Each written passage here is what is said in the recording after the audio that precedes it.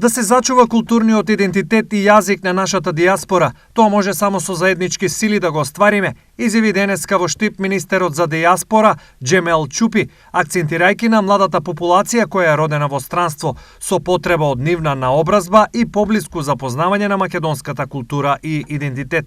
Треба заеднички да се организираме за тие да не го рушат и да не го загубат нивниот културен идентитет и јазик. Од денеска во Штип профункционира 24-та канцеларија на Министерството за дијаспора.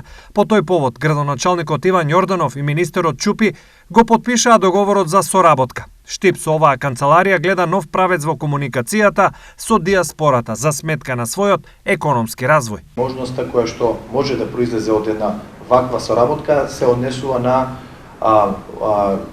можноста да дел од нашите иселеници кои што се од општина Штип, од овој град, да инвестираат и да го вратат практично создадениот капитал и со тоа да генерираат развој на општината.